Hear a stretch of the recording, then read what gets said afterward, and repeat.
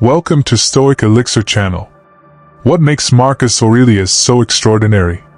He is one of the 5 good emperors who truly cared for their people. He was also a devoted student of Stoic philosophy. He found time to write a series of personal works now known as meditations. In these writings, the Roman emperor shares many valuable lessons on how to live a happy life. In this video, we will explore the 10 most important insights from Marcus Aurelius' meditations.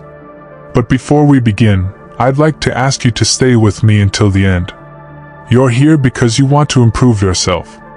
The last 5 insights are crucial, but you need to watch the first ones to understand them, as they lay the foundation for the latter. I hope to see you there. Number 1. Build your own character. Marcus Aurelius said, "The mind does not require filling like a bottle, but rather, like wood, it only requires kindling to create in it an impulse to think independently and an ardent desire for the truth." We live in a materialistic society. We are constantly bombarded by advertisements telling us what we need to buy. We also see the lives of the rich and famous in the media. When we seek happiness through material things, we will never be satisfied. There will always be something we want, something bigger, faster, or more expensive. And by relying on external things for our happiness, we lose control over it. The truth is that nothing material truly belongs to us. It can be taken away from us at any time. If we identify ourselves by how big our house is, what happens when we lose it? The idea here is that instead of pursuing material wealth, we should focus on developing our character. Our character is the most valuable asset we possess. It defines who we are and how we live.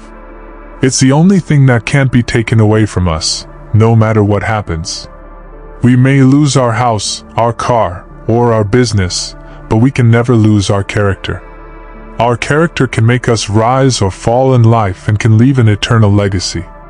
Therefore, we should strive to develop a character that is loving, sincere, and diligent. We should also learn to treat others with respect and kindness. Number 2. Don't base your happiness on the opinions of others. We should not base our happiness on the opinions of others. There are billions of people in the world, and it's impossible to please them all. Trying to get likes on social media or matches on dating apps can make us feel dependent on external validation. However, this is not a reliable source of happiness. The key is to start by changing our own mindset. We should seek happiness from within by building a strong relationship with ourselves. We should understand that if someone doesn't like us, it's not because we're not funny, kind, or smart. There will always be people who disagree or criticize us, no matter what we do or say. Therefore, we should live as authentically as possible. We shouldn't pretend to agree with someone's political views if we don't, or tolerate hurtful comments from our friends. As French novelist André Gide said, "It is better to be hated for what you are than to be loved for what you are not." Number 3. Focus on what you can control. The only things we can control in life are our thoughts and actions. Everything else is outside our reach. Therefore, we should focus only on what we can control and ignore the rest. This is what Marcus Aurelius advises us. If cucumber is bitter, throw it away. If there are thorns in the path, step aside from them. That is enough. There is no need to add anything more. Sometimes, we waste time and energy on things that have no power over us.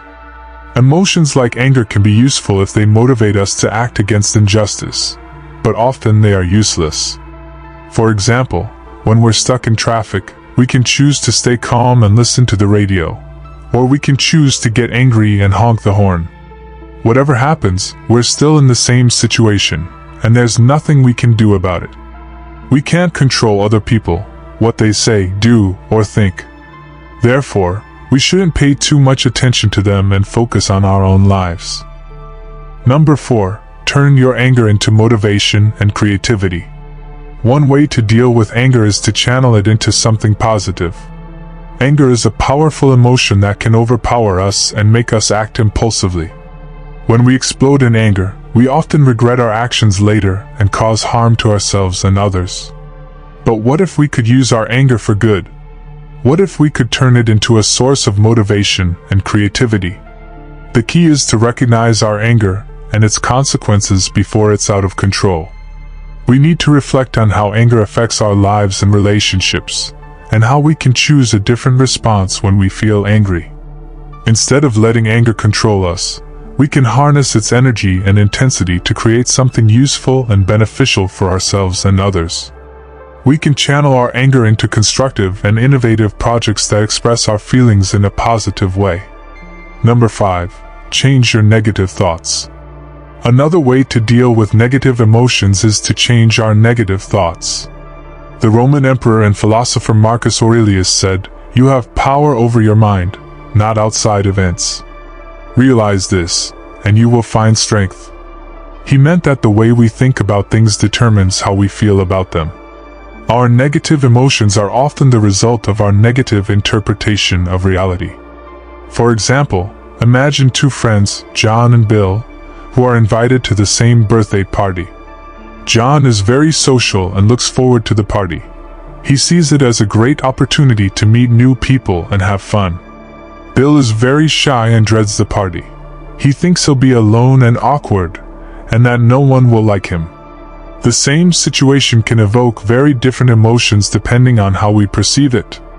We need to understand that our anxiety, worry, or anger are not caused by our circumstances, but by our thoughts about them. Therefore, we have the ability to empower ourselves and control our emotions. By changing our thoughts, we can challenge our negative assumptions and replace them with more realistic and positive ones. Number 6. Prepare for challenges. Prepare yourself for everything and rise from challenges. Marcus Aurelius teaches us that living well is more like wrestling than dancing, because it requires us to always be alert and ready to face the unexpected and unforeseen, and not easily fall down. The key to happiness is resilience in facing difficulties and setbacks.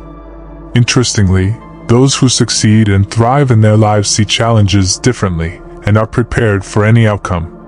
For them, life is about adapting to change and finding the positive side of what's wrong.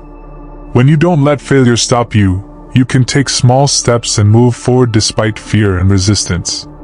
Look at life from a positive perspective and the constant flow of time, as wisely said by Marcus Aurelius. Time is a strong river, and it also will pass. Number 7. Be grateful for what you have. Marcus Aurelius said that we should recognize and appreciate the virtues we have and remember how much we would miss them if we didn't have them. Often we forget about all the amazing things and people in our lives and only focus on what we lack. Marcus Aurelius advises us to imagine how different our lives would be if we didn't have all the beautiful people and situations we have, and how much we would miss them. This is a simple yet very effective practice to cultivate a deep sense of gratitude for all the good things in our lives.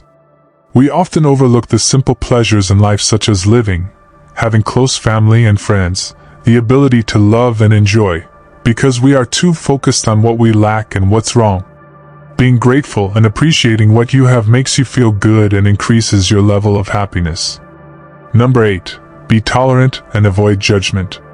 Marcus Aurelius reminds us that we are all interconnected and interdependent. We can help or endure each other, but we cannot isolate ourselves from the web of life, and also cannot live meaningfully in solitude. When we look at others with empathy, we can release or reduce our judgments about them. We should be willing to share and teach, but not impose our expectations on others. We are only responsible for ourselves, not for the actions and outcomes of others. Trying to change others to fit our preferences will only lead to frustration. Number 9. Find peace within yourself. Marcus Aurelius said that he did not escape from anxiety, but cast it out because it lies within our own perception, not outside. We often forget that everything we experience happens in our minds. Our emotions shape our experience, and we choose how to react to them based on these emotions. Everything we go through comes from within, and when we realize this, we see that we have more control over our feelings than we think. If we can manage our emotions, we can master an important part of happiness. Number 10. Live in the present and realize your mortality. Marcus Aurelius advises us not to pretend to have 1,000 years to live, but to be good while we live and capable because death is always near. He encourages us to focus on important and meaningful things, and not waste our time on trivial matters. Many people live as if they were eternal, postponing their dreams and desires for the future. Marcus Aurelius' main lesson here is that we should appreciate the valuable time we have and start living our lives now. Often we say that we will start doing something tomorrow, whether it's exercising, pursuing a career, or writing a book. But tomorrow is one of the most dangerous words in English. Stop living for tomorrow and start living for today. I hope you enjoyed this video, and don't forget to watch our other videos that will appear on your screen now. And if you'd like more content like this, please subscribe to our channel. Thank you for your attention.